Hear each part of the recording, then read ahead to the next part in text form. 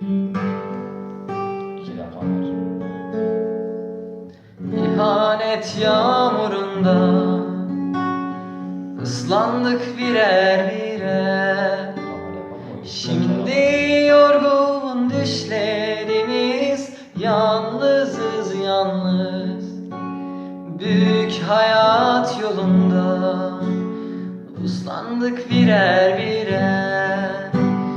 Cehenneme hüküm giydik büsbütün yalnız.